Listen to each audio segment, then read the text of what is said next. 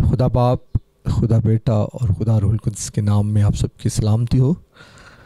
عزیز ناظرین، ہم آج ایک اور ٹاپک کے ساتھ آپ کے سامنے ہیں، اور ہمارا آج کا جو موضوع ہے وہ نجات ہے۔ اور ہم اس ساری ویڈیو میں دیکھیں گے کہ کیسے خدا اپنی مخلوق کو نجات بخشتا ہے، اور کیوں بخشتا ہے۔ خدا مخلوقات کو کیا ضرورت ہے، کیوں ضرورت ہے کہ وہ نجات حاصل کرے۔ اس بات کو بھی جان لیجئے کہ اس سے پہلے ہم آپ کے لیے ہم جو مختلف طرح سے ہم نے 4 جو ویڈیوز ہیں وہ ریکارڈ کی ہیں۔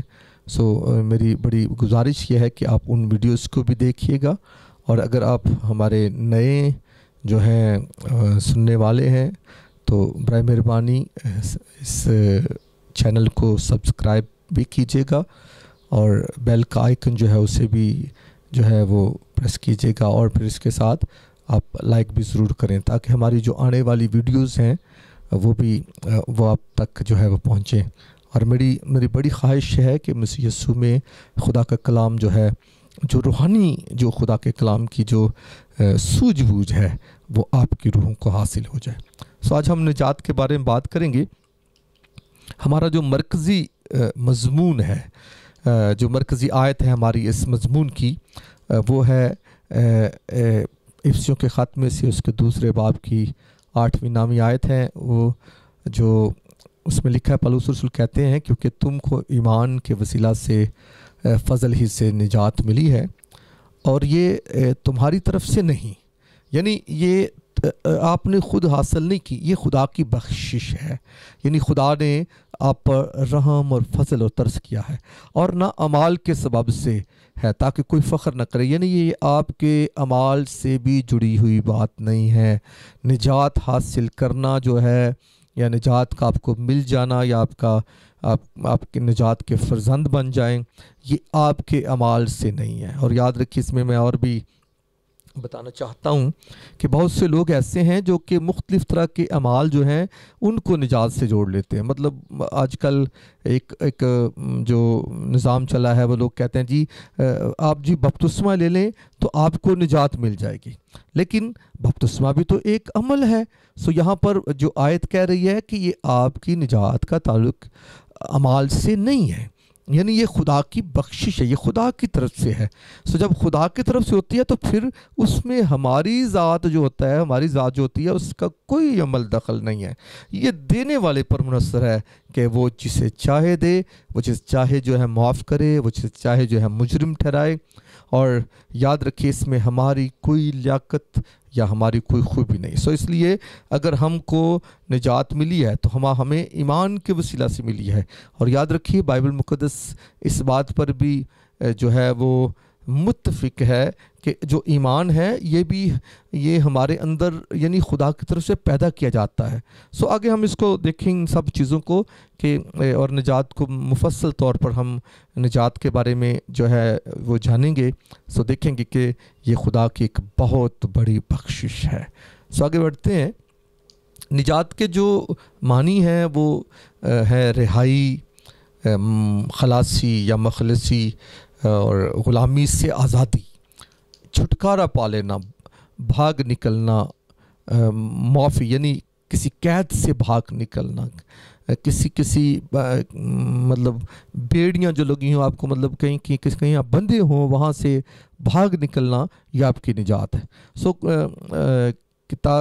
جو قاموس کتاب ہے، جو ایک مسیحیوں کے درمیان جو ہے ایک ایسی کتاب ہے جس میں بہت کچھ جو ہے وہ سیکھنے کو بائبل مقدس کتاب متعلق ملتا ہے، تو وہ نجات کی تعریف قاموس کتاب میں یوں ہے کہ کسی بری شے سے، خواہ وہ مادی ہے یعنی جسمانی چیز ہے یا روحانی ہے، رہائی پانا، یعنی کسی ایسی حالت سے، کسی ایسی چیز سے جب آپ رہائی پاتے ہیں۔ آپ کی زندگی میں بہت سے جو ہے جسمانی اور روحانی جو ہیں مسائل ہو سکتے ہیں۔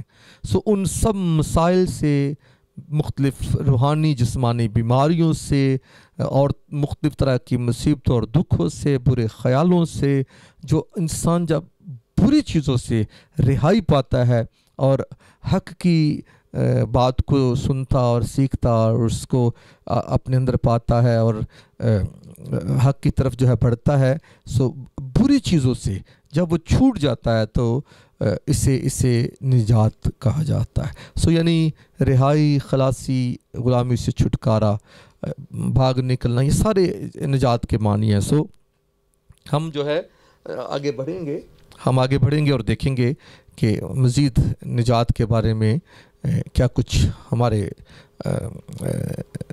دھیان میں آ سکتا ہے، کیا کچھ ہمارے لیے جو ہے وہ مہیا ہے۔ اس تصویر سے ایک تصویر اس کو دیکھ لیجئے ذرا تھوڑا سا، اور جو ہمارے سادہ دل بھائی ہیں ان کو بھی سمجھنے میں آسانی ہوگی کہ ایک پرندہ جو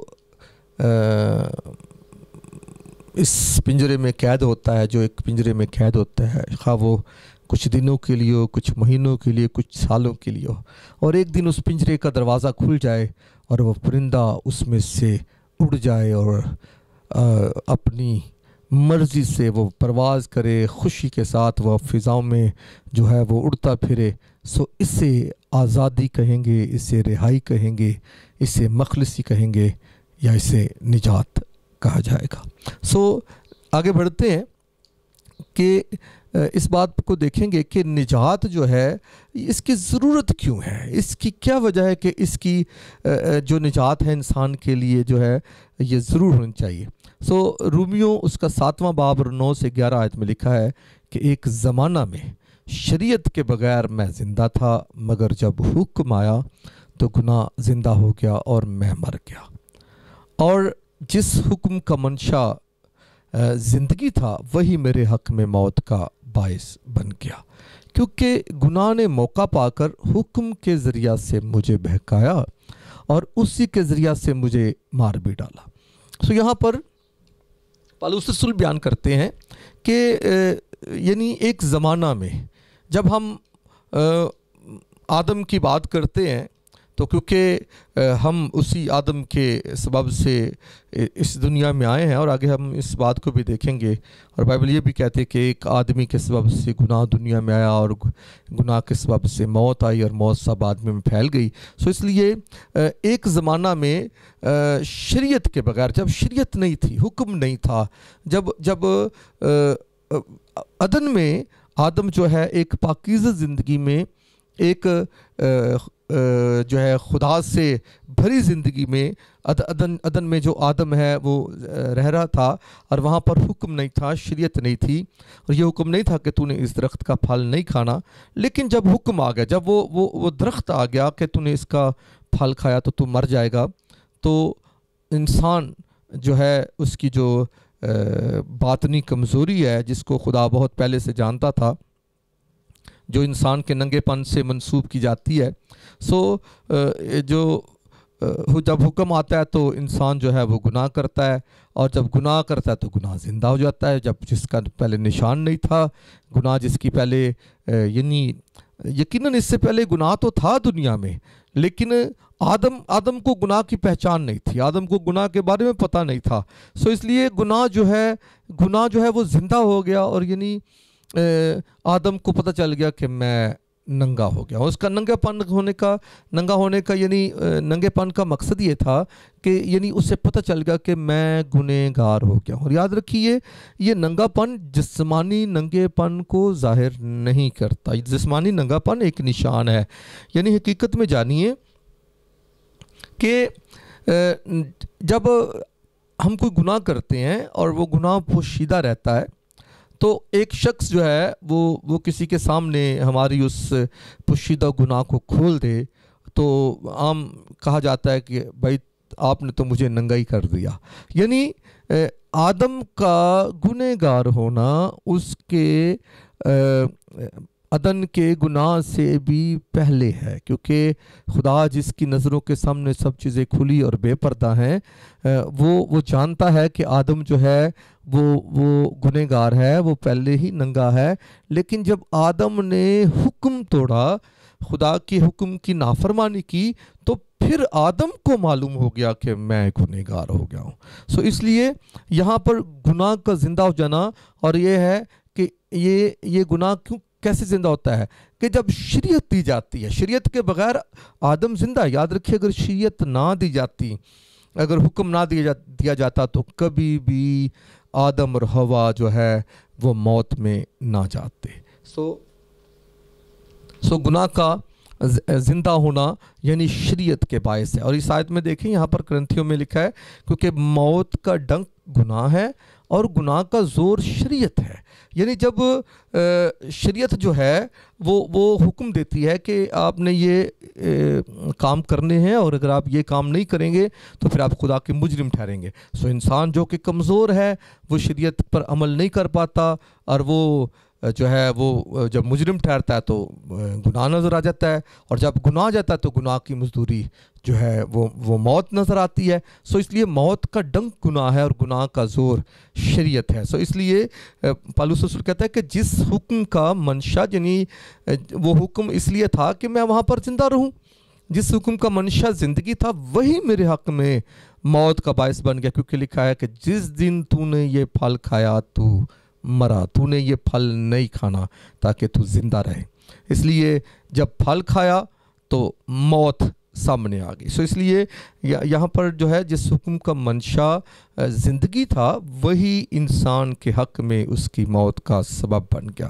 کیونکہ لکھا ہے کہ گناہ نے موقع پا کر حکم کے ذریعہ سے مجھے بہکایا اور اسی کے ذریعہ سے مجھے مار بھی ڈالا. اس لیے وہ بات صادق ہوئی کہ جس دن تو نے پھل کھایا تو مرا. آگے لکھا ہے کہ پس جس طرح ایک آدمی کے سبب سے گناہ دنیا میں آیا اور گناہ کے سبب سے موت آئی، اور یہ موت سب آدمی میں پھیل گئی اس لیے کہ سب نے گناہ کیا. یاد رکھیے، ایک آدم کا گناہ موروثی طور پر ہر ایک بشر کے اندر ہے، کیونکہ اسی آدم میں سے حوا کو نکالا گیا، اور اسی آدم اور حوا کی کل اولاد جو ہے، کیونکہ ان میں وہی تخم ہے، وہی خواہش خیال، وہی خون جو کہ عدن سے نکلا ہوا ہے، گناہ آلودہ خون، گناہ آلودہ تخم، گناہ آلودہ خواہش ہے. اس لیے جو اس خواہش میں پیدا کیا جاتا ہے یا ہوتا ہے، یاد رکھیے کہ اس کے اندر موروثی طور پر گناہ ہے.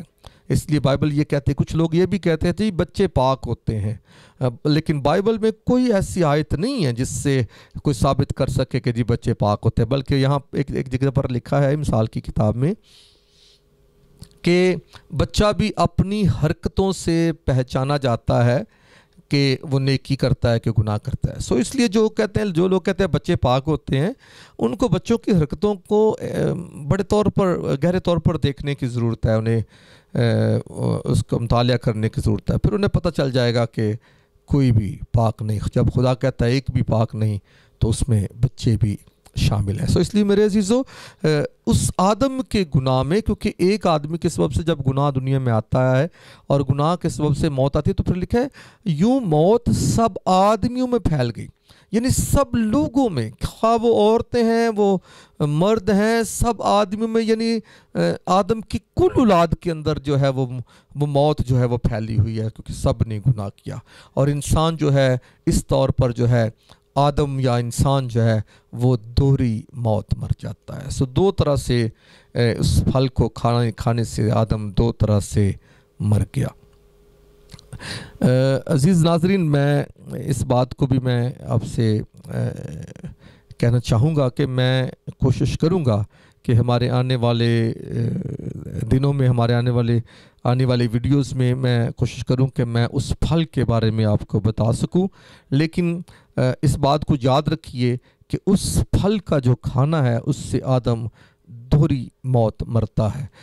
میں کوشش کروں گا، میں بیان کروں گا اس بات کو کہ حقیقی معنوں میں وہ پھل ہے کیا. کیونکہ کچھ لوگ کچھ کہتے ہیں، کچھ کہتے ہیں، لیکن بائبل ہمیں کیا کہتی ہے، میں ضرور اس بات کو پورے طور پر کھولنے کی کوشش کروں گا. آدم روحانی موت مر گیا، آدم جسمانی موت مر گیا.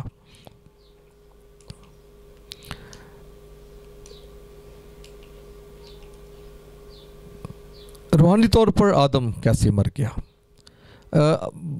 یسایہ کی کتاب اس کا 59 باب ہے اور اس کی پہلی 3 آیات میں یوں درج ہے، دیکھو خداوند کا ہاتھ چھوٹا نہیں ہو گیا کہ بچا نہ سکے، اور اس کا کان بھاری نہیں کہ سن نہ سکے، بلکہ تمہاری بد کرداری نے تمہارے اور تمہارے خدا کے درمیان جدائی کر دی ہے۔ یعنی یہ جو جدائی ہے، یہ جو خدا سے دوری ہے، یہ ہماری روح کی موت ہے، خدا سے دور ہو جانا۔ یاد رکھیے خدا زندگی ہے۔ یسوع مسیح نے کہا جیسے باپ اپنے میں زندگی رکھتا ہے، بیٹا بھی زندگی رکھتا ہے، اور اس نے کہا راہ اور حق اور زندگی میں ہوں۔ سو اس لیے خدا سے دور ہو جانا، زندگی سے دور ہو جانا، سو یہاں پر روح کی روحانی موت جو ہے وہ خدا سے جدائی ہے۔ اور آگے لکھا ہے، اور تمہارے گناہوں نے اسے تم سے روپوش کیا، ایسا کہ وہ نہیں سنتا، کیونکہ تمہارے ہاتھ خون سے اور تمہاری انگلیاں بد کرداری سے آلودہ ہیں، تمہارے لب جھوٹ بولتے اور تمہاری زبان شرارت کی باتیں کہتی ہے۔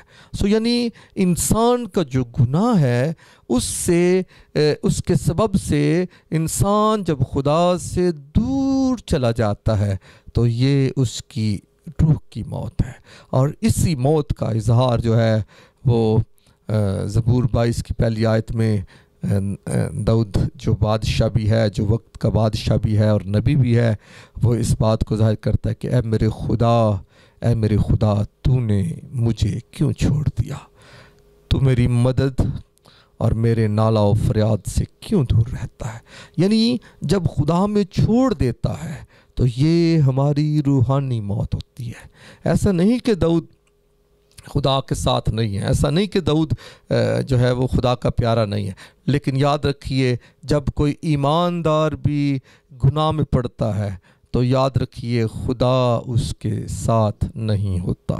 خدا کبھی بھی کسی کو گناہ میں نہیں ڈالتا، نہ خدا گناہ کرواتا ہے، نہ خدا ہمارے گناہوں کو دیکھ کر خوش ہوتا ہے۔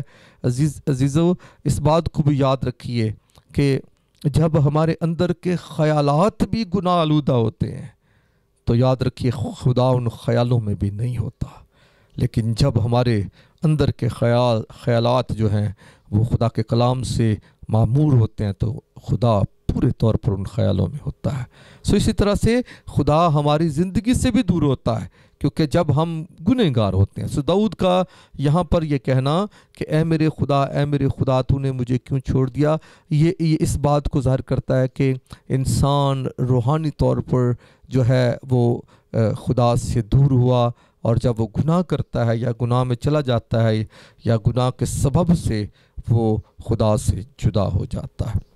اور یاد رکھیے اسی بات کو یسوع مسیح نے اپنے 7 صلیبی کلمات میں 4تھے کلمے میں یہ اسی بات کو ادا کیا۔ اور یاد رکھیے وہ کئی لوگ یہ بھی سمجھتے ہیں کہ جی یسوع کو اس وقت خدا نے وقتی طور پر چھوڑ دیا کیونکہ اس کو ہماری خاطر خدا نے گناہ ٹھہرایا، اور خدا جو ہے خدا کی نظر پاک ہے، اس لیے وہ جو ہے اس نے چھوڑ دیا۔ یاد رکھیے یہ باتیں قطعاً بائبل کے مطابق نہیں ہیں، کبھی بھی یسوع مسیح چھوڑا نہیں جاتا کیونکہ یسوع اور خدا میں کوئی فرق نہیں ہے۔ یسوع اور خدا تو ایک ہیں، اور یسوع اور خدا کی مرضی ایک ہے۔ اور پھر یاد رکھیے یسوع مسیح تو خدا ہی کی مرضی کو پورا کر رہا ہے، اور خدا کی مرضی کو ہی پورا کرتے ہوئے وہ صلیب پر اپنی جان کو لٹا رہا ہے۔ سو اس لیے جو بیٹا باپ کی مرضی کو پورا کرے کیا باپ اسے چھوڑ دیتا ہے؟ یہ تو ہو ہی نہیں سکتا۔ سو اس لیے یسوع مسیح داؤد کی آواز ہو کر جو ہے یسوع مسیح نے وہاں پر اس جملے کو ادا کیا، اس بات کو ادا کیا، کیونکہ یاد رکھیے کہ یسوع مسیح جو بدن لیے ہوئے تھا وہ کلیسیا کو ظاہر کرتا ہے۔ سو اس لیے وہ آواز کلیسیا کی آواز ہے، ایلی ایلی لما شبقتنی۔ سو یعنی اس بات کو یاد رکھیے کہ مخلوقات جو ہے وہ چھوڑ دی گئی، روحانی طور پر انسان خدا سے جدا ہو گیا، اور یہ انسان کی روحانی موت ہے۔ اب جسمانی موت کو دیکھتے ہیں، کیونکہ خدا نے آدم سے کہا پیدائش 3 باب کی 19 آیت میں کہ تو اپنے منہ کے پسینے کی روٹی کھائے گا جب تک کہ زمین میں تو پھر لوٹ نہ جائے، اس لیے کہ تو اس سے نکالا گیا ہے، کیونکہ تو خاک ہے اور خاک میں پھر لوٹ جائے گا۔ یہ جو خاک ہونے کے سبب سے خاک میں پھر لوٹ جانا ہے، یہ آدم کی دوسری موت یا جسمانی موت ہے۔ روحانی موت تو روح کا خدا سے جدا ہونا، اور جسمانی موت کہ آدم کیونکہ خاک سے لیا گیا تھا، اس لیے اس کا دوبارہ خاک میں لوٹ جانا، یہ اس کے جسم کی موت ہے، جسمانی موت ہے۔ اور اس بارے میں زبور 89 اس کی 48ویں آیت میں درج ہے، وہ کون سا آدمی ہے جو جیتا ہی رہے گا اور موت کو نہ دیکھے گا اور اپنی جان کو پاتال کے ہاتھ سے بچا لے گا۔ خداوند ہمیں سکھاتے ہیں کہ کوئی ایسا آدمی نہیں کہ جو جیتا ہی رہے اور موت کو نہ دیکھے، یعنی یہ جسمانی موت ہر بشر پر لاگو کی گئی ہے۔ اور پھر آگے زبور 39 کی 5ویں آیت میں لکھا ہے کہ دیکھ تو نے میری عمر بالشت بھر کی رکھی ہے۔ بالشت جو 9 انچ ہمارے جو ہاتھ کی پیمائش ہوتی ہے، جسے ہم پنجابی میں کہتے ہیں جی ایک گٹ، یہ بالشت بھر، یعنی اس بات کو دے لی کہ ہماری عمر اتنی سی ہے، اور بائبل میں لکھا بھی ہے 70 ورے تیک 80 ورے تیک آخر نو پھر بھی فنا، یعنی ہماری عمر اس دنیا میں دائمی نہیں ہے، ابدی نہیں ہے، ہمارا خاتمہ ہے۔ ہماری عمر بالشت بھر کی ہے، بالشت کہیں نہ کہیں جا کر ختم ہو جائے گی۔ اور لکھا ہے کہ میری زندگی تیرے حضور بے حقیقت ہے، یعنی ہماری زندگی کی کوئی حقیقت نہیں ہے، ہم خدا کے بغیر سراسر کچھ نہیں ہے۔ اور پھر آگے لکھا ہے یقیناً ہر انسان بہترین حالت میں بھی بالکل بے ثبات ہے، یعنی یہ ختم ہونے والا ہے، یہ موت کو دیکھے گا، یہ ایک دن فنا ہو جائے گا، مٹ جائے گا۔ جسمانی موت جو ہے انسان کا خاک میں پھر سے مل جانا۔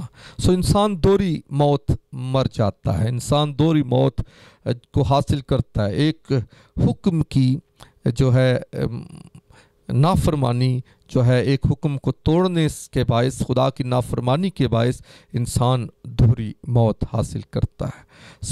جو موت میں چلا گیا، جو موت کے قبضہ میں چلا گیا، اسے اب چھٹکارا بھی چاہیے۔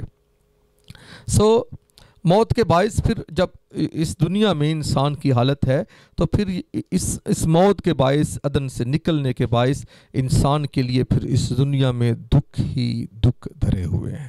کیونکہ ایوب کی کتاب 5واں باب 6-7 آیت میں لکھا ہے، کیونکہ مصیبت مٹی میں سے نہیں اگتی، نہ دکھ زمین میں سے نکلتا ہے، پر جیسے چنگاریاں اوپر ہی کو اڑتی ہیں، ویسے ہی انسان دکھ کے لیے پیدا ہوا ہے، یعنی پھر ہماری پیدائش ہی دکھ کے لیے ہے۔ ہمارا پیدا ہونا رونے سے شروع ہوتا ہے، اور ہماری زندگی دکھوں سے گزرتے ہوئے، روتے ہوئے جو ہے اس دنیا میں جو ہے اختتام پذیر ہوتی ہے۔ اور جب ہم مرتے ہیں تو پھر جو ہمارے پیچھے ہوتے ہیں وہ ہمارے غم میں جو ہے دکھ اٹھاتے ہیں، کیونکہ وہ بھی ہماری طرح سے انسان ہے۔ اس لیے انسان جو ہے وہ دکھ کے لیے پیدا کیا گیا ہے۔ اور پھر آگے لکھا ہے کہ انسان جو عورت سے پیدا ہوتا ہے وہ تھوڑے دن کا ہے اور دکھ سے بھرا ہے، وہ پھول کی طرح نکلتا اور کاٹ ڈالا جاتا ہے، وہ سایہ کی طرح اڑ جاتا ہے اور ٹھہرتا نہیں۔ یعنی یہ موت کے باعث، یہ موت کے باعث ہے۔ اور اس میں ہماری کہہ لیں کہ اس طرح سے کہیں کہ یہ ہماری جسمانی موت جو ہے اس کے باعث ہے۔ اور روحانی موت یہ ہے کہ جب ہم خدا سے دور ہیں تو ہماری روح جو ہے وہ اس دنیا میں، اس دنیا کے گناہوں میں، اس دنیا کی بری حالت میں ہماری روح بھی جو ہے وہ خوش نہیں رہتی، کیونکہ یاد رکھیے کہ ہم خدا کا جو حقیقی تعلق ہے وہ ہماری روح کے ساتھ ہے۔ اس لیے روح کا چھٹکارا۔ اور یہاں پر ایک اور بات بھی میں آپ کو بتا دوں کہ اس حکم کا کے توڑنے کے باعث یہ ایک کہہ لیں کہ اس حکم کے توڑنے کے باعث یہ ایک ایسا واقعہ ہوا کہ ایسا مطلب یعنی ایک حادثہ ایسا ہوا کہ یعنی ہماری جو روح تھی وہ کہہ لیں کہ جسم کے قبضے میں آ گئی. کیونکہ یاد رکھیے جسم، اس بات کو بڑے غور سے دیکھیے کہ جسم فنا سے لیا گیا ہے. جسم کی اپنی کوئی کہہ لیں کہ اس کا ہونا یعنی خدا کی مرضی کے ساتھ ہے، اور وہ خدا ہے، وہ قادر مطلق ہے. وہ ان چیزوں کو بھی ایسے موجود کر لیتا ہے جو نہیں ہوتی. خدا ان چیزوں کو بھی ایسے موجود کر لیتا ہے جیسے کہ وہ ہوتی ہیں. یعنی خاک کا اور باقی چیزوں کا سامنے آ جانا جو فنا سے تعلق رکھتی ہیں، یعنی جو خود فنا ہے، یاد رکھیے اس کے معنی ہی ہیں جو نہیں ہے. جو چیز نہیں ہے اسے فنا کہا جاتا ہے. اس لیے یعنی خدا نے وہ جو دم خدا نے پھونکا تھا، وہ دم جو ہے وہ فنا کے قبضے میں چلا گیا. وہ دم جو تھا، وہ روح جو تھی، جو خدا ہی کی روح ہے، خدا ہی کا دم ہے، وہ فنا کے قبضے میں، وہ جسم کے قبضے میں چلا گیا. اور جسم کے باعث اس دم کو بھی یہ سزا دی جاتی ہے کہ آگ اور گندک کی جھیل جو ہے روحانی موت جسے کہا جاتا ہے، جو روحوں کی موت ہے یا جو روحوں کی سزا ہے، اس کے لیے پھر روح کو جو ہے وہ سزا دی جاتی ہے، اس دم کو سزا دی جاتی ہے. اس لیے میرے عزیزو اس بات کو جان لیجئے کہ یسوع مسیح کا اس دنیا میں آنا نجات کے لیے سارے کاموں کو کرنا اس طور پر تھا کہ یعنی وہ جو روح خدا نے پھونکی تھی، وہ دم دوبارہ خدا میں واپس چلا جائے اور وہ دم اس جسم سے، اس فنا سے نجات پا لے. یعنی یہ جسم روح کے لیے فنا کے طور پر جو ہے فنا کا کام کرتا ہے. یعنی جب روح جسم کے تابع ہوتی ہے، یاد رکھیے وہ بہت سی روحیں جو کہ آپ کے جسموں کے تابع ہوتی ہیں، جسمانی خواہشوں کے تابع ہوتی ہیں، ان کے لیے آگ اور گندک کی جھیل اتری ہے. لیکن وہ بہت سے زندگیاں جو ایماندار زندگیاں ہیں اور جو جسم میں تو رہتے ہیں لیکن جسم کی خواہشوں پر نہیں چلتے بلکہ روح کی خواہشوں پر چلتے ہیں. کیونکہ یاد رکھیے ہمارا جو ہمارا جسم ہے وہ ہماری روح کے خلاف خواہش کرتا ہے. روح کی خواہش جو ہے وہ خدا میں ہے اور جو جسم کی خواہش ہے وہ دنیا میں ہے. اس لیے جو ہماری روح ہوتی ہے وہ خدا میں خواہش کرتی ہے. اور جب ایماندار جو بندہ ہوتا ہے اس کی جو روح ہے جب وہ خدا میں خواہش کرتی ہے، خدا میں خوش رہتی ہے، تو جس کا جسم جو ہے ماند ہوتا ہے، جسمانی خواہشیں ماند ہوتی ہیں. لیکن جب جسم جو ہے وہ زور آور ہوتا ہے تو پھر روحانی خواہشیں ماند پڑ جاتی ہیں. یہاں پر بہت بڑا خطرہ یہ ہوتا ہے روح کو کہ روح جسم کی خواہشوں کے سبب سے روح بھی موت میں جا سکتی ہے. لیکن یہ تو فضل ہے خداوند کا کہ وہ ہمیں بچاتا ہے، ورنہ ہماری خواہشیں خیال تو کمزوریوں سے ہی بھرے. اس لیے اس بات کو جان لیجئے کہ یعنی روح کا جسم سے چھوٹنا، روح کا فنا کی حالت سے چھوٹنا ہی نجات ہے. یہاں پر یہ جو دکھ ہیں یہ جسم کے دکھ ہیں، اور اسی سے جب جسم کے دکھ ہیں تو روح بھی ان میں خوش نہیں رہتی. آگے بڑھتے ہیں. یعنی موت کے باعث یہ سارے دکھ انسان کے لیے در ہیں. اور یاد رکھیے عدن میں کوئی بیماری، کوئی پریشانی، کوئی دکھ نہیں تھا، کسی طرح کا کوئی ٹینشن، کسی طرح کا کوئی پرابلم انسان کے لیے نہیں تھا. لیکن جو ہی عدن سے وہ نکلا تو ہر طرح کی بیماری، ہر طرح کی کمی اور بھی گناہ کی جو صورتیں تھیں، جو جرائم طرح طرح کے وہ انسان کے اندر وہ ظاہر ہوئے. انسان گالی گلوچ بھی کرنے لگا، قتل بھی کرنے لگا، جھوٹ بھی بولنے لگا، اور انسان اور طرح طرح کے جو گنونے گناہ ہیں، پوشیدہ گناہ ہیں، وہ بھی کرنے لگا. یعنی یہ عدن سے نکلنے کے باعث، خدا سے دوری کے باعث انسان کی ایسی حالت ہو گئی کہ وہ دکھوں کی نظر ہو گیا. آگے بڑھتے ہیں کہ ان دکھوں کے باعث پھر جو مخلوقات ہے وہ کراتی ہے. کیونکہ لکھا ہے رومیو 8 باب اس کی 22-23 میں، کیونکہ ہم کو معلوم ہے کہ ساری مخلوقات مل کر اب تک کراتی ہے اور درد ذہ میں پڑی تڑپتی ہے. جیسے عورت کو درد لگتے ہیں جب وہ اولاد کو جننے لگتی ہے تو اسے جو درد لگتے ہے اسے درد ذہ کہا جاتا ہے. یعنی مخلوقات کی ایسی حالت ہے، یعنی وہ شدید تکلیف میں ہے مخلوقات. اور لکھا ہے کہ باقی مخلوقات ہی نہیں، فقط وہی نہیں بلکہ ہم بھی جنہیں روح کے پہلے پھل ملے ہیں، یعنی وہ تمام جو خدا میں انتہائی معتبر اور چنے ہوئے ہیں، جیسے اسرائیل کے 12 بیٹوں 12 بیٹے یسوع کے 12 شاگرد اور 1,44,000 جو انبیاء ہیں، یعنی یہ جو روح کے پہلے پھل ہیں، جو چناؤ کے لوگ ہیں، جن کے وسیلہ سے خدا دنیا میں جو ہے اپنے کلام کو، اپنی پہچان کو، اپنی ذات کو جو ظاہر کرتا ہے، سو یعنی یہ بھی اپنے آپ میں اپنے باطن میں کراتے ہیں اور لے پالک ہونے یعنی اپنے بدن کی مخلصی کی یعنی نجات کی راہ دیکھتے ہیں۔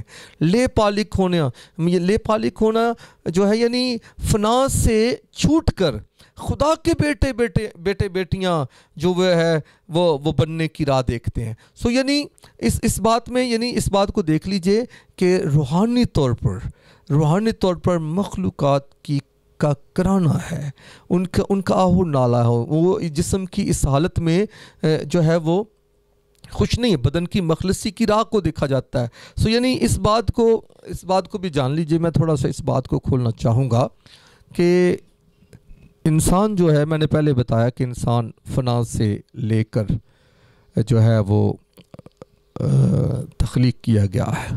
جو مٹی ہے تو خاک ہے، سو خاک جو ہے یہ فنا ہے۔ سو فنا سے خدا نے ایک شکل جو ہے وہ ترتیب دی۔ ظاہر ہے آدم کو جب بنایا تو اس کا ایک وجود ہے، اس کی ایک شکل ہے، اس کی ایک کہہ لیں کہ اس کی ایک تجسم حالت ہے۔ سو یعنی اس مٹی سے ایک آدم جو ہے، ایک شکل جو ہے، ایک وجود جو ہے وہ بنایا جاتا ہے۔ سو اب وہ ہے تو مٹی ہے تو فنا۔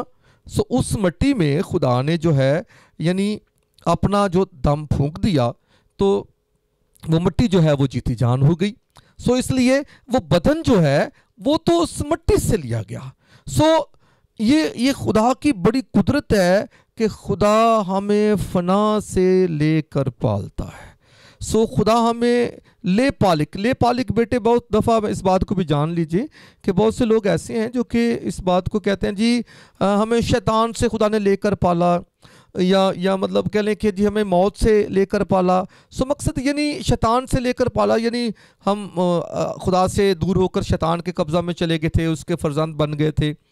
وہ بات بھی ماننے کو بہتر ہے، لیکن اس بات کو ذرا غور سے دیکھیں باریکی سے کہ اگر آپ کا بیٹا ہو اور وہ کوئی شخص اسے آپ سے چرا کر لے جائے اور 15 سال 20 سال کے بعد پھر آپ دوبارہ اپنی تگ و دو کے بعد، اپنی کوشش کے بعد اسے دوبارہ حاصل کر لیں، تو کیا وہ آپ کے لیے لے پالے کے بیٹا ہوگا؟ حقیقت نہیں کہ وہ تو آپ ہی کا بیٹا ہے۔ کسی نے چرا لیا، اور کسی نے جب چرا لیا تو اس نے اسے اپنا بیٹا بنا لیا، حالانکہ وہ اس کا بیٹا نہیں تھا، تو آپ نے اس سے اپنے بیٹے کو چھڑا لیا، تو وہ تو آپ ہی کا بیٹا ہے۔ جبکہ لے پالک کے معنی ہے کسی دوسرے کے بیٹے کو لے کر پالنا اور اسے پھر اپنا بیٹا بنا لینا۔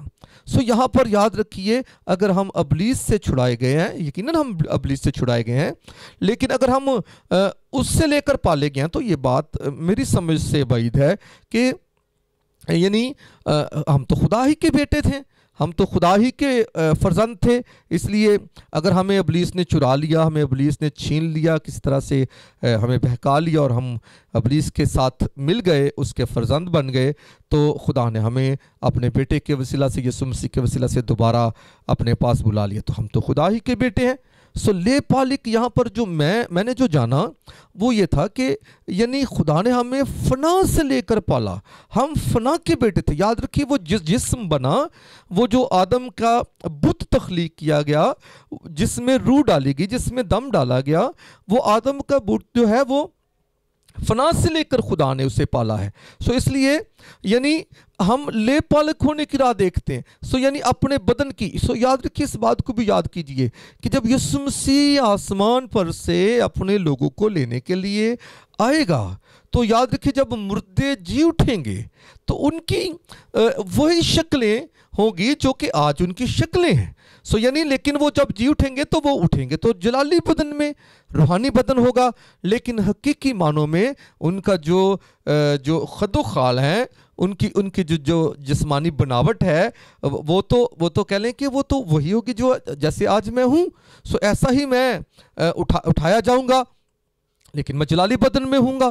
سو اس لیے میرے عزیزو اس بات کو جان لی، جب ہم روح کی بات کرتے ہیں تو روح ہوا کی مانند ہے.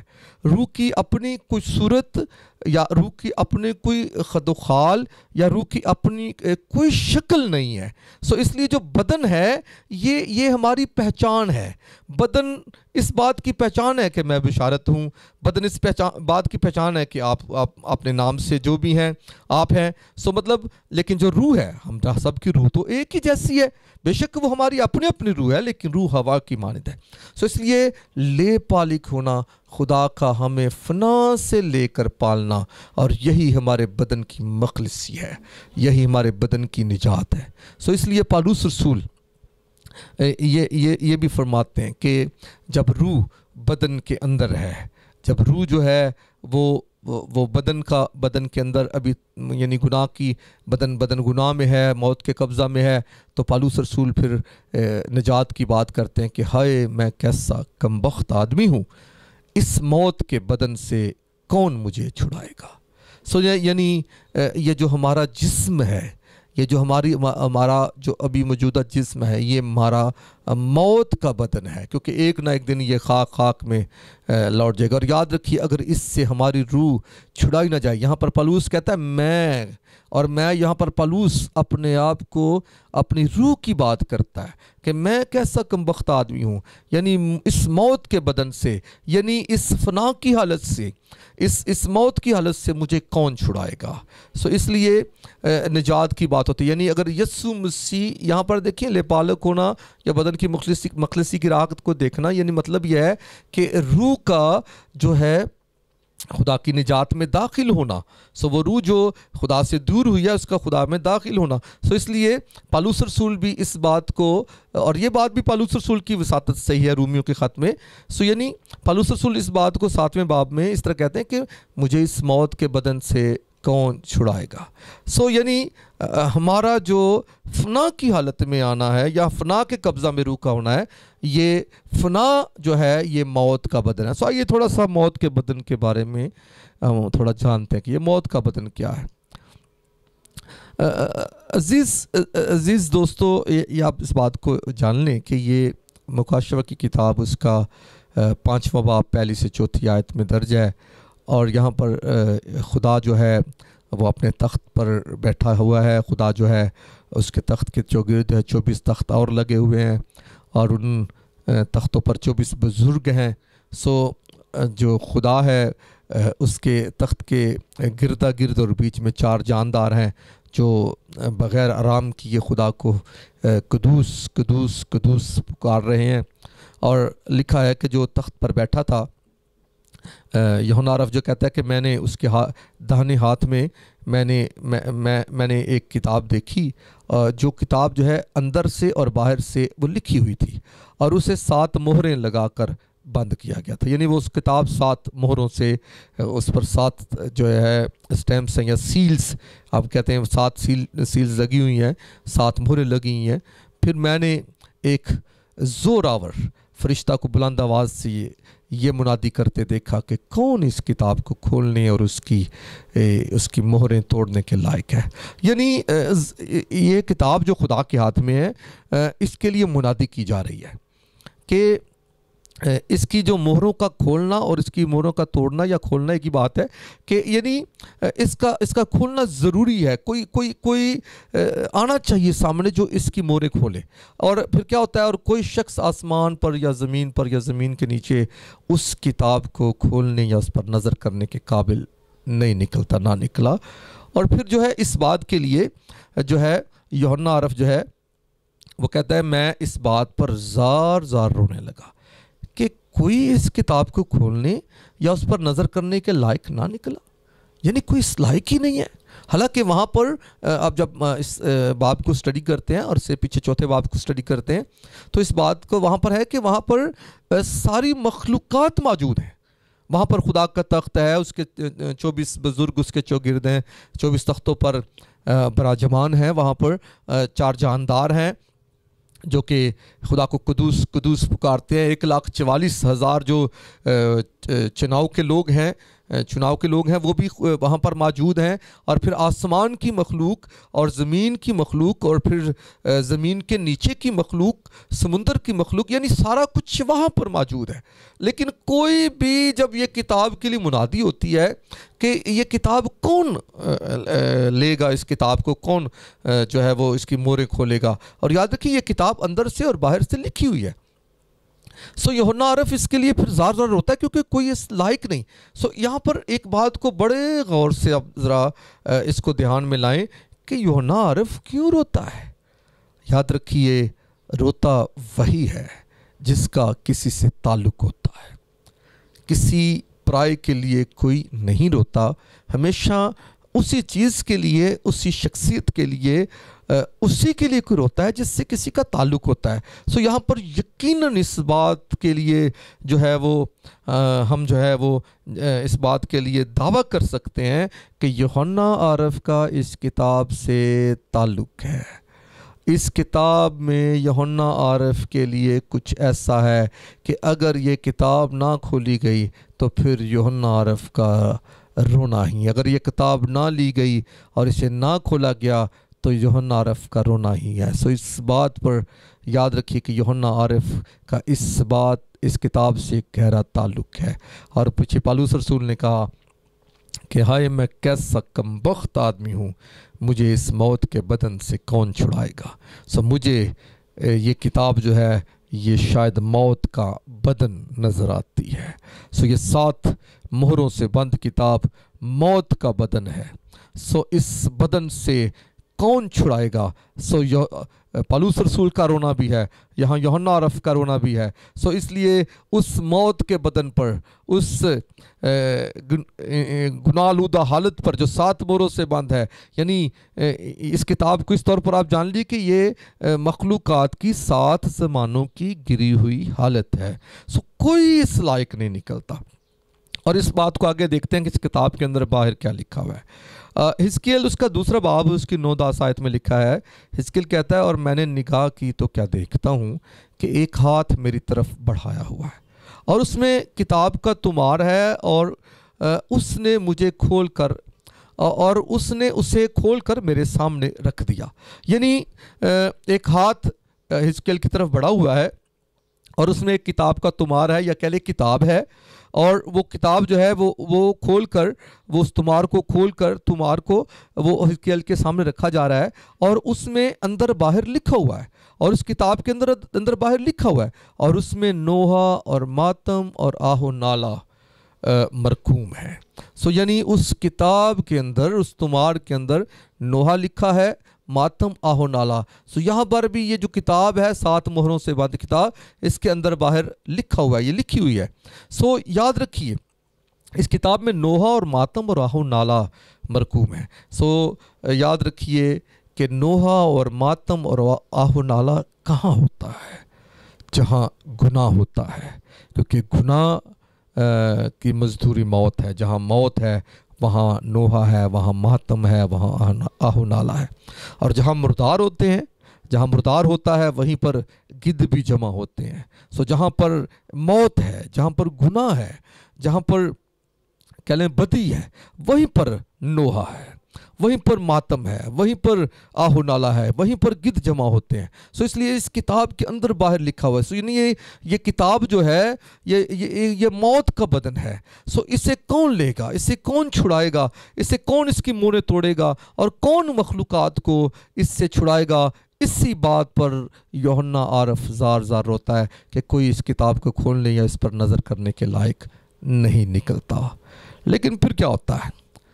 پھر اس جو 24 بزرگ ہیں ان میں سے ایک بزرگ جو ہے وہ یوحنا عارف سے کہتا ہے، اور میں ایمان کے طور پر اس بات کو بیان کر سکتا ہوں کہ یہ بزرگ خود یہودا ہے، کیونکہ یہ جو 24 بزرگ ہیں، یاد رکھیے یہ 12 بیٹے اسرائیل کے اور 12 شاگرد یسوع مسیح کے ان کو ظاہر کرتے ہیں، اور یہ 24 بزرگ جو ہیں یہ کہہ لیں عالم بالا کی مخلوقات میں سے ہیں۔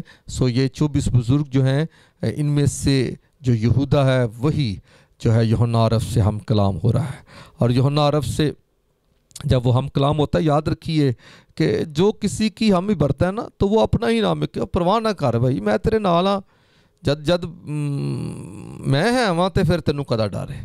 سو یہاں پر اس بات کو جان لیجئے کہ بزرگوں میں سے ایک یوحنا عرف سے کہتا ہے کہ تو مت رو. کیوں روتا ہے تو؟ دیکھ یہودا کے قبیلے کا وہ ببر جو داؤد کی اصل ہے, جو داؤد کا تخم ہے, جو داؤد کا بیج ہے, جو داؤد جس کی جڑ جو ہے وہ داؤد سے جڑی ہوئی ہے. سو اس لیے جو داؤد کی اصل ہے وہ جو داؤد کے قبیلے کا وہ ببر ہے, وہ اس کتاب اور اس کی مہریں 7 مہروں کو کھولنے کے لیے غالب آیا ہے. اور پھر جب وہ اس بات کو بزرگ بیان کرتا تو پھر ایک جو برہ ہے, اور پھر یوحنا کہتا ہے اور میں نے اس تخت اور چاروں جانداروں اور ان بزرگوں کے بیچ میں گویا ذبح کیا ہوا ایک برہ کھڑا دیکھا. سو یہ ایسا برہ ہے جو ذبح ہو کر کھڑا ہو جاتا ہے. سو یہ برہ خدا کا بیٹا یسوع مسیح ہے, جس کے بارے میں یوحنا عارف نے کہا دیکھو یہ خدا کا برہ ہے جو دنیا کا گناہ اٹھا لے جاتا ہے. سو یہ خدا کا برہ ہے. سو اس نے خدا کے ہاتھ سے وہ کتاب لی ہے, اس نے مخلوقات کی وہ گناہ آلودہ حالت جو ہے, اس نے مخلوقات کی صلیب کو جو ہے وہ لے لیا ہے. اور سو اس برہ نے ظاہر ہو کر خدا کے ہاتھ سے وہ کتاب لے لی. سو آگے بڑھتے ہیں. سو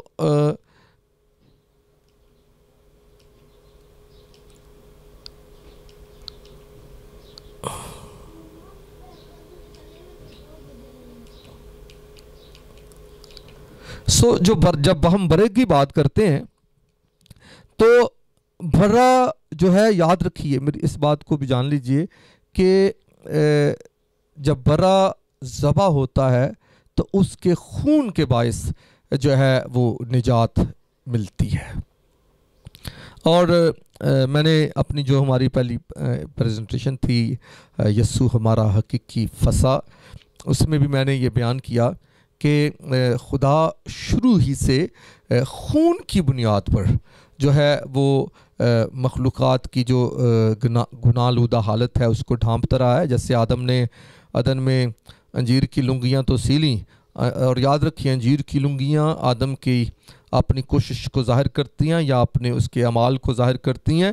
سو یاد رکھیے ہمارے اعمال جو ہیں یا شریعت پر ہمارا عمل کرنا ہمیں کبھی بھی ڈھانک نہیں سکتا, ہمارے گناہوں کو کبھی بھی ڈھانک نہیں سکتا. سو اس لیے خدا نے پھر وہ اتروا کر خدا نے پھر چمڑے کے کرتے جو ہے آدم اور حوا کو پہنوائے, اور پھر یعنی اس بات کو بھی جان لیجئے کہ وہاں پر بھی خون پایا جاتا ہے. سو اس لیے جب ہم نجات کی بات کرتے ہیں, برے کی بات کرتے ہیں, تو خدا جو ہے وہ جب نجات بخشتا ہے تو موت کے بدن سے جو چھڑانے کا جو وسیلہ خدا مہیا کرتا ہے اپنے بیٹے کو یا برے کو, تو اس کے خون کی بنیاد پر خدا جو ہے وہ مخلوقات کے لیے معافی کا اعلان کرتا ہے. اور عبرانیوں 9 باب اس کی 22ویں آیت میں درج ہے, اور تقریباً سب چیزیں شریعت کے مطابق خون سے پاک کی جاتی ہیں, اور بغیر خون بہائے معافی نہیں ہے. سو اس بات کو جان لیجئے کہ جب تک خون نہ بہایا جائے معافی ہو نہیں سکتی. سو چھٹکارا یا مخلصی یا معافی یا رہائی یا آزادی تب تک نہیں مل سکتی جب اس کے بدلے میں جب تک خون نہ بہایا جائے. سو جب ہم نجات کی بات کرتے ہیں تو نجات برے کے خون سے, اور وہ بھی پاک اور بے عیب برا. شریعت کے نظام میں یہ ہے کہ ساری چیزیں خون سے پاک کی جاتی ہیں. سو کاہن جو ہوتے تھے وہ گنہگاروں کے لیے بھی کفارہ دیتے, وہ ہیکل کی چیزوں کو بھی پاک کرنے کے لیے برے کا خون جو ہے وہاں پر خون کا چھڑکاؤ کیا جاتا. سو یعنی خون سے چیزیں پاک کی جاتی ہیں. سو جب ہم رہائی کی بات کرتے ہیں, مخلصی کی بات کرتے ہیں, نجات کی, جب یوحنا عارف کی نجات کی بات ہو رہی ہے تاکہ اس کا رونا جو ہے مٹ جائے, تو یاد رکھیے اس کے بدلے میں خون کا ہونا ضروری ہے. سو خون میں کیا بات ہے, کیوں خون جو ہے وہ کفارہ ٹھہرتا ہے, کیوں خون جو ہے کفارے کا مطلب ہوتا ہے یعنی جب ہم بدلے میں کسی چیز کو چھڑانے کے لیے اس کے بدلے میں کوئی چیز دے دیں اور اس جو ہم چیز جو یعنی قید میں ہے اس کو چھڑا لیں. یعنی جب ہم چھڑانے کی بات کرتے ہیں تو یعنی بدلے میں برے کا پاک خون جو ہے وہ خدا کی نظر کیا جاتا ہے اور پھر جو ہے وہ رہائی کا اعلان ہوتا ہے. میرے عزیزو اس بات کو جان لیں. احبار کی کتاب کے 17ویں باب کی 11ویں آیت میں لکھا ہے کیونکہ جسم کی جان خون میں ہے. یعنی جو جسم کی جان ہے، یاد رکھیے انسان کے اندر 3 طرح سے اس کا جو وجود ہے وہ کھڑا ہوتا ہے. یعنی ایک تو اس کا جسم ہے اور ایک اس کے اندر خون ہے اور تیسری جو چیز ہے وہ روح ہے. انسان 3 چیزوں سے مل کر جو ہے وہ 3 چیزوں کا مرکب کہہ لیں ایک انسان ہے. یعنی اگر بدن سے سارا خون نکل جائے تو پھر بھی انسان مر جاتا ہے اور اگر روح بدن سے نکل جائے تو پھر بھی جو ہے انسان جو ہے مر جاتا ہے اور اس کا بدن جو ہے مٹی جو ہے خاک میں جا لوٹتی ہے. یہاں پر کہا گیا کیونکہ جسم کی جان خون میں ہے اور میں نے مذبح تمہاری جانوں کے کفارہ کے لیے تم کو دیا ہے. یعنی مذبح پر کفارہ خون چھڑکا جائے، خون بہایا جائے، تمہاری جانیں جو ہے وہ کفارہ جو ہے ان کا ہو جائے. دیا ہے کہ اس سے تمہاری جانوں کے لیے کفارہ ہو، کیونکہ جان رکھنے ہی کے سبب سے خون کفارہ دیتا ہے. یعنی خون میں زندگی ہے اور آپ کی جان میں زندگی ہے. یہاں پر جو خون ہے وہ یعنی زندگی کو بچا رہی ہے. سنی جب انسان گناہ کرتا ہے تو گناہ کی مزدوری موت ہے. موت جو ہے موت سے چھڑانا یعنی زندگی کا بحال رہنا خون کے کفارے کے باعث ہے. اس لیے خون کے اندر جان ہے، خون جو ہے زندگی رکھتا ہے، اس لیے اس کا جو کفارہ ہے وہ دوسروں کو زندگی بخشتا ہے. اس لیے آگے بڑھتے ہیں، تھوڑا سا اور دیکھتے ہیں کیونکہ اس بات کو دیکھ لیجئے کہ جب خدا پھر ہماری نجات کے لیے بندوبست کرتا ہے، خدا ایک برہ مہیا کرتا ہے تو پھر خدا جو اس کے نشانات ہیں ان کو ہٹا کر خدا جو اصل اس کا جو بیٹا ہے جو حقیقی برہ ہے اسے سامنے لے آتا ہے. کیونکہ آگے لکھا ہے کیونکہ شریعت جس میں آئندہ کی اچھی چیزوں کا عکس ہے اور ان چیزوں کی اصلی صورت نہیں، ان ایک ہی طرح کی قربانیوں جو ہر سال بلا ناغہ گزرانی جاتی ہیں پاس آنے والوں کو ہرگز کامل نہیں کر سکتی. یعنی ورنہ ان کا گزراننا موقوف نہ ہو جاتا. یعنی وہ شریعت کے زمانے میں خون تو بہایا جاتا ہے، بروں کا خون، بیلوں کا خون بہایا تو جاتا ہے، لیکن وہ وقتی طور پر چھٹکارا ہوتا ہے، وقتی طور پر گناہ سے معافی ملتی ہے، وقتی طور پر زندگی بحال ہو جاتی ہے، لیکن دائمی طور پر زندگی بحال نہیں ہوتی. اس کے لیے کوئی ایسا برہ چاہیے جو ذبح بھی ہو جائے اور ذبح ہو کر کھڑا ہو جائے. یسوع مسیح ایسا برہ ہے جو ذبح ہو کر کھڑا ہو جاتا ہے، زندہ ہو جاتا ہے.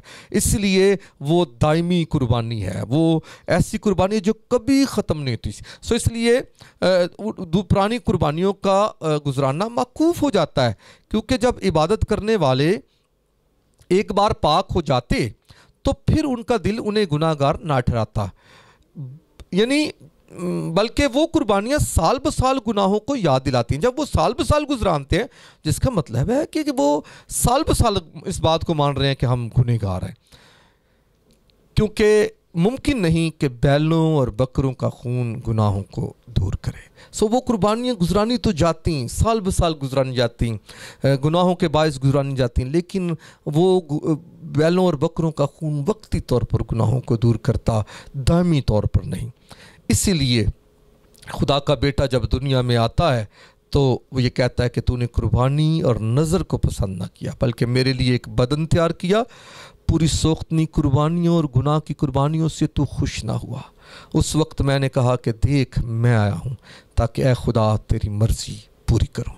اس لیے خدا کا بیٹا اس دنیا میں خدا کی مرضی کو پورا کرنے آتا ہے، خدا کا حقیقی برا بن کر، جس نے روحانی طور پر جس نے رویا میں خدا کے ہاتھ سے وہ کتاب جو 7 موروں سے بند کتاب ہے، وہ جو ہماری صلیب ہے، وہ جو مخلوقات کی گری ہوئی حالت ہے جس سے اس نے باپ کے ہاتھ سے لیا ہے، اٹھا لیا ہے، وہ برہ جو خدا کا حقیقی برہ ہے، جو خدا کی طرف سے اس دنیا میں اس لیے آیا تھا کہ دنیا کے گناہوں کو اٹھائے۔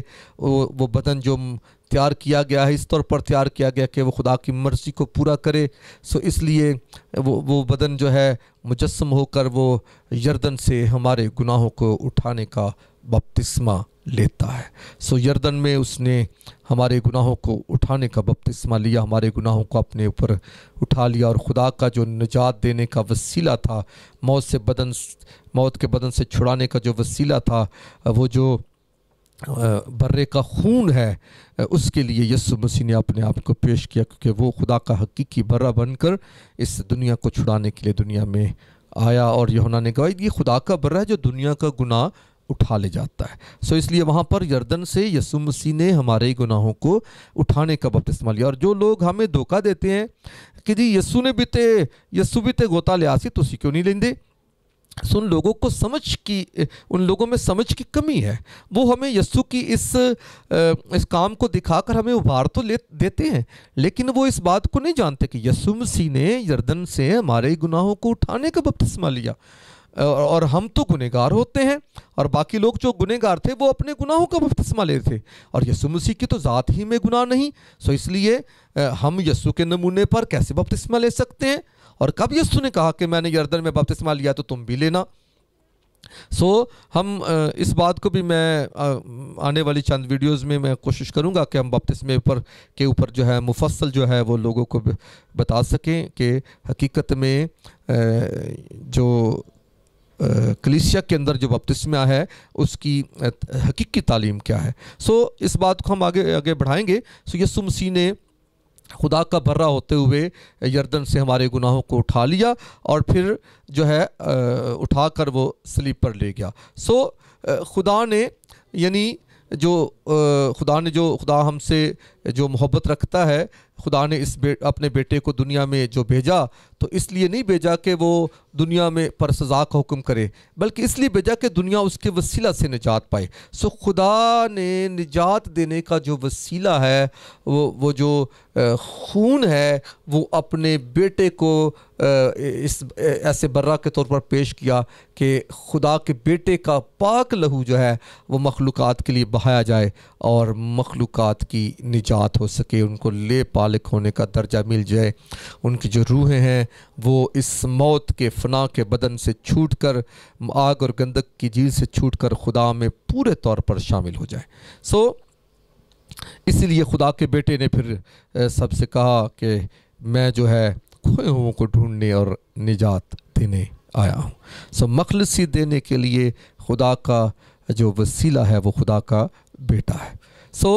یہاں پر ہم دیکھتے ہیں کہ یوحنا کی انجیل، اس کا پہلا یوحنا، اس کا انجیل نہیں ہے، یہ پہلا یوحنا کا خط ہے، اس کا پہلا باب اور اس کی 7ویں آیت میں ہمیں پورے طور پر اس لیے بیان کر دیا گیا کہ خدا کے بیٹے یسوع کا جو خون ہے وہ ہمیں تمام گناہوں سے پاک کرتا ہے۔ ہمیں بکروں کا، بیلوں کا خون پاک نہیں کرتا، ہمارے بپتسمے ہمیں پاک نہیں کرتے، کوئی پانی ہمیں پاک نہیں کر سکتا، بے شک وہ یردن ہی کا پانی کیوں نہ ہو، بے شک وہ جسمانی پانی ہی یعنی جسمانی پانی جو یردن کا پانی وہی کیوں نہ ہو، خدا کے بیٹے کا پاک لہو ہمارے گناہوں کے لیے جو بہایا گیا ہے وہی ہمیں سب گناہوں سے پاک کرتا ہے۔ اور آگے لکھا ہے افسیوں کے خط کے پہلے باب کی 7ویں سے 10ویں آیت ہے، اور ہم کو اس میں اس کے خون کے وسیلہ سے مخلصی یعنی قصوروں کی معافی، اس فضل کی دولت کی معافی حاصل ہے جو اس نے ہر طرح کی حکمت اور دانائی کے ساتھ کثرت سے ہم پر نازل کیا۔ یعنی یہ جو مخلصی خدا نے ہمیں بخشی ہے، اس میں ہماری اپنی کوئی لیاقت نہیں، یہ اس میں خدا کا فضل ہے۔ چنانچہ اس نے اپنی مرضی کے بھید کو اپنے اس نیک ارادہ کے موافق ہم پر ظاہر کیا، اور یہ نیک ارادہ خدا کے ازلی ارادہ کو ظاہر کرتا ہے۔ یعنی جب خدا نے دنیا کا انتظام کیا تو جب ہم سارے خدا کے سامنے ساری مخلوقات جو تھی وہ گنہگار اس خدا کو نظر آئی، تو وہیں پر خدا نے اس نیک ارادہ میں جو ہے وہ مخلوقات کی نجات کا انتظام کیا۔ یہاں پر لکھا ہے چنانچہ اس نے اپنی مرضی کے بھید کو اپنے اس نیک ارادہ کے موافق ہم پر ظاہر کیا، جسے اپنے آپ میں ٹھہرا لیا تھا، تاکہ زمانوں کے پورے ہونے کا ایسا انتظام ہو جائے ہو کہ مسیح میں سب چیزوں کا مجموعہ ہو جائے، خواہ وہ آسمان کی ہو خواہ زمین کی۔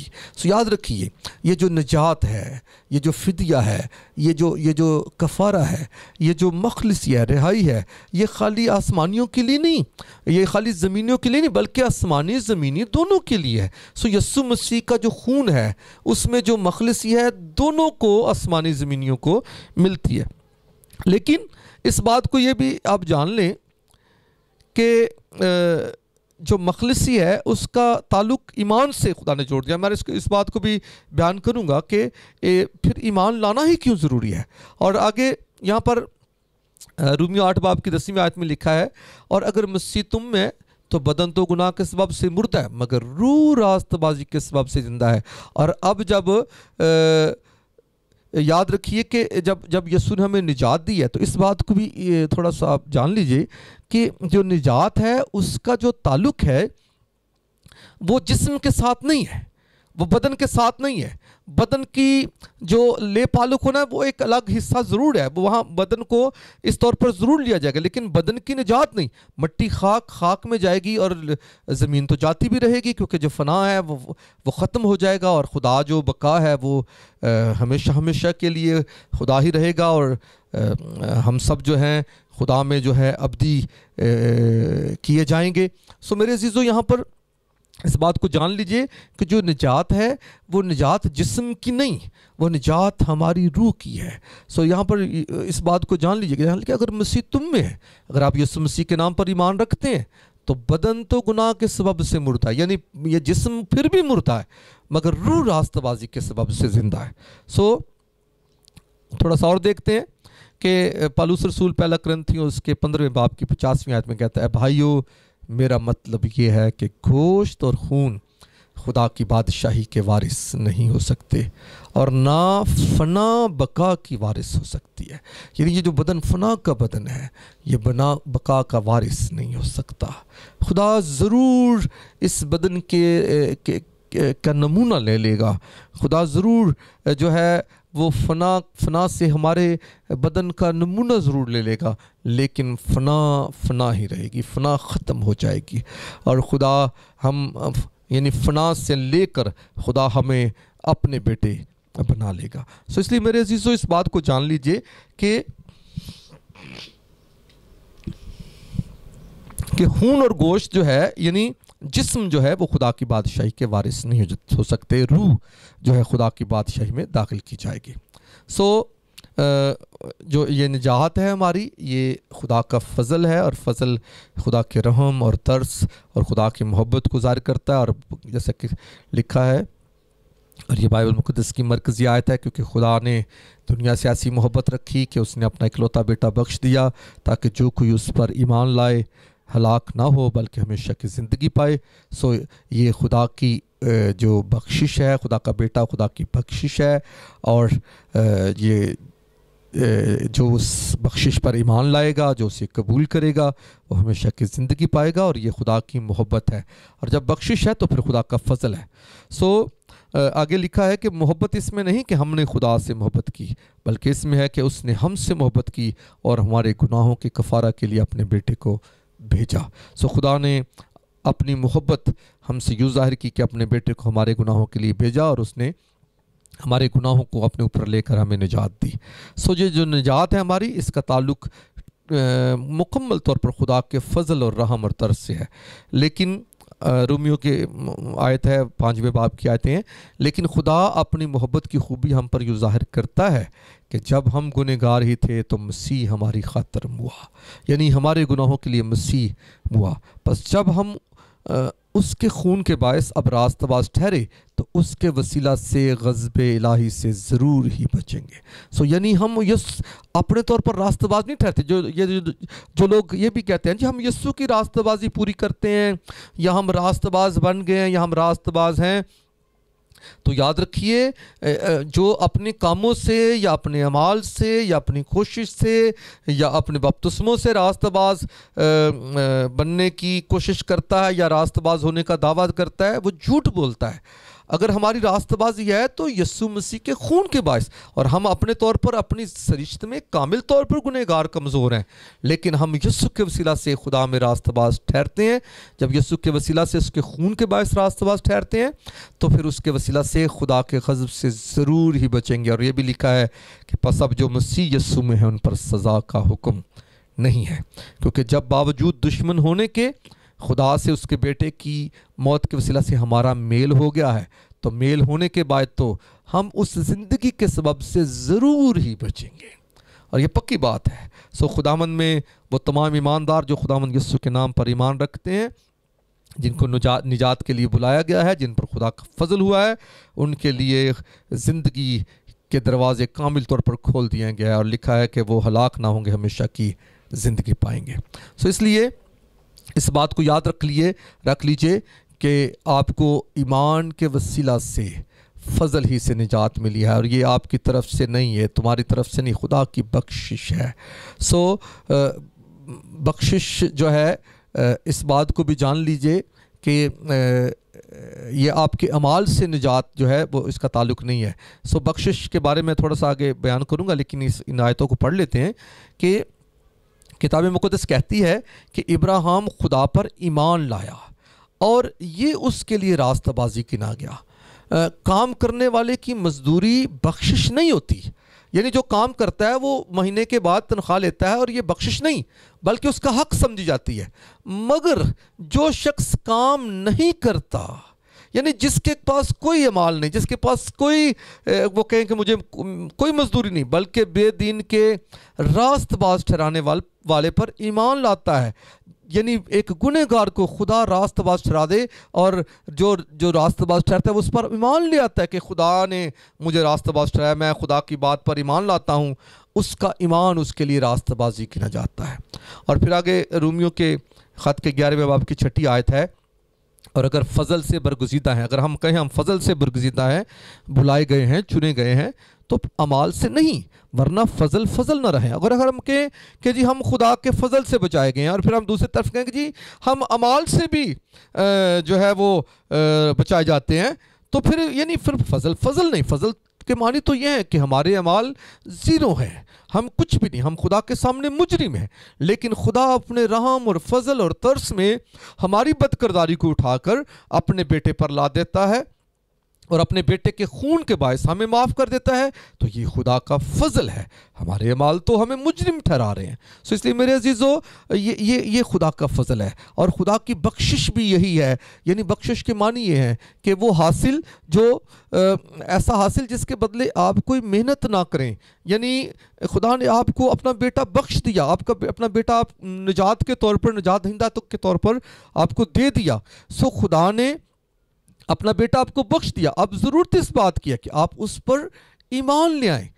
اس بات کو جان لیجئے، میں آپ کو ایک مثال سے میں سمجھاتا ہوں اس نقطے کو، کہ اگر آپ کہیں پر کام کرتے ہیں یا نہیں بھی کرتے، آپ سڑک کے کنارے بیٹھے ہیں، آپ بھوک سے بلا رہے ہیں، آپ کے پاس کوئی روپیہ پیسہ نہیں ہے کہ آپ کوئی کھانا کھا سکیں، آپ زندہ رہ سکیں.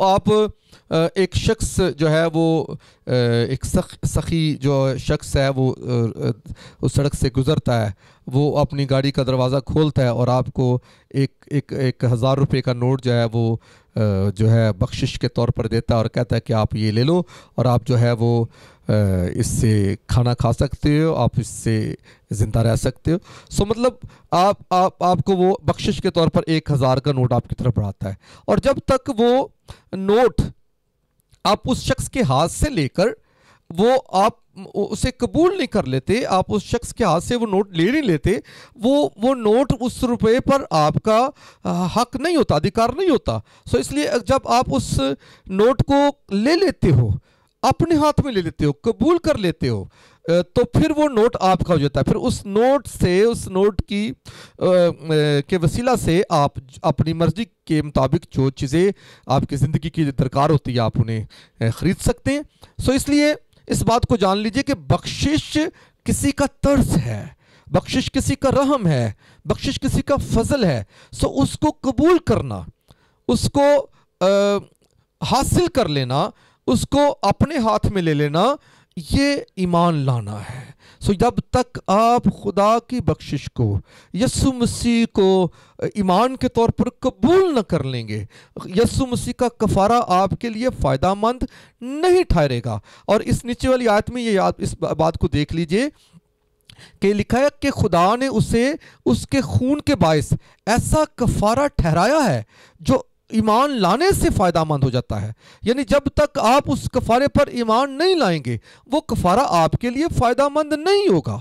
تاکہ جو گناہ پیشتر ہو چکے تھے اور جن سے خدا نے تحمل کر کے طرح دی تھی، ان کے بارے میں وہ اپنی راستہ بازی ظاہر کرے، بلکہ اسی وقت اس کی راستہ بازی ظاہر ہو تاکہ وہ خود بھی عادل رہے اور جو یسوع مسیح پر ایمان لائے اس کو بھی راست باز ٹھہرانے والا ہو. سو اس بات کو جان لیجئے کہ خدا نے اپنے بیٹے کو آپ کے لیے بخشش کے طور پر پیش کر دیا، اور آپ جب اس پر ایمان لاتے ہیں تو پھر آپ کی روح کو یہ ایک راستہ مل جاتا ہے، آپ کی روح کے لیے دروازہ کھل جاتا ہے زندگی کا، کہ وہ جو یسوع مسیح کے نام پر ایمان لاتا ہے وہ پھر ہلاک نہیں ہوتا، ہمیشہ کی زندگی پاتا ہے. سو اس بات کو جان لیجیے عزیزو کہ آپ کو ایمان کے وسیلہ سے جو آپ یسوع مسیح کے نام پر لائے ہیں، فضل ہی سے، خدا کی بخشش اور رحم اور ترس کے وسیلہ سے آپ کو نجات ملتی ہے. آپ کی روحیں فنا کے بدن سے چھوٹ کر ابدی زندگی میں خدا میں شامل ہوتی ہیں. اور پھر لکھا ہے یہ آپ کی طرف سے نہیں ہے، یہ آپ کے اعمال سے، آپ کی کوشش سے، آپ کے بپتسموں سے، آپ کی راست بازی سے، آپ کی خیر خراج سے، آپ کی دعاؤں سے، آپ کے روزوں سے، آپ کی قربانیوں سے، آپ کی کسی بھی سخاوت کے باعث یہ نہیں ہے، یہ خدا کی بخشش ہے. کیونکہ انسان جو خدا کے سامنے ایک بھی راستہ باز نہیں ہے. انسان جہاں نیکی کرتا ہے وہیں پر وہ گناہ بھی کرتا ہے، اور جب گناہ کرتا ہے تو اس کی ساری نیکیوں پر پانی پھر جاتا ہے. سو اس لیے یہ خدا کی بخشش ہے کہ خدا نے اپنی محبت جو خدا مخلوقات سے کرتا ہے، جو انسان سے کرتا ہے، اس محبت میں خدا نے اپنے بیٹے کو جو ہے وہ بخش دیا ہے. اور بخشش کے طور پر خدا کا بیٹا آپ کی نجات کا باعث بن جاتا ہے. اور لکھا پھر یہ آپ کے اعمال سے بھی نہیں ہے تاکہ کوئی فخر نہ کرے، کیونکہ جب ہمارے اعمال سے ہوئی تو پھر تو ہمیں یسوع کی ضرورت نہیں ہے، پھر تو ہم یسوع کے کفارے کی ضرورت نہیں ہے کہ جب ہم نجات اپنے اعمال سے حاصل کر سکتے ہیں. کیونکہ لکھا ہے کہ جو محنت کرنے والے کی جو وہ مزدوری ہے، جو اس کا جو یہاں پر لکھا ہے کام کرنے والی کی مزدوری جو ہے وہ اس کا حق کی نہیں جاتی ہے، وہ بخشش نہیں ہوتی. سو یعنی اگر ہم نے اعمال سے نجات کو پا لیا تو پھر تو یہ ہمارا حق ہوئی. سو پھر تو یسوع کے کفارے کی ہمیں ضرورت نہیں. سو اس لیے اس بات کو جان لیں کہ ہم خدا کے بیٹے کے وسیلہ سے ہم راست باز ٹھہرائے جاتے ہیں، خدا کے بیٹے کے وسیلہ سے بچائے جاتے ہیں. اس کے خون کے باعث وہ ہمارا فدیہ کفارہ ٹھہرتا ہے، اور وہ خدا کا حقیقی برا بن کر ہماری 7 زمانوں کی جو گری ہوئی حالت ہے، مخلوقات کی گری ہوئی حالت ہے، یا مخلوقات کی صلیب کو اپنے اوپر اٹھا کر انہیں موت میں سے نکال کر زندگی میں داخل کرتا ہے، اور وہ ہمیں فنا کے بدن سے، موت کے بدن سے چھڑا لیتا ہے. سو اس لیے خدا کے بیٹے خداوند یسوع کے لیے ہمیشہ اس کا شکر کریں جس کے خون کے باعث آپ چھڑائے گئے ہیں. سو خدا باپ، خدا بیٹی اور خدا روح القدس کی تمجید اب تک ہوتی رہے. آمین. خداوند یسوع مسیح کا فضل اور خدا کی محبت اور خدا روح القدس کی شراکت تم سب کے ساتھ ہوتی رہے. آمین.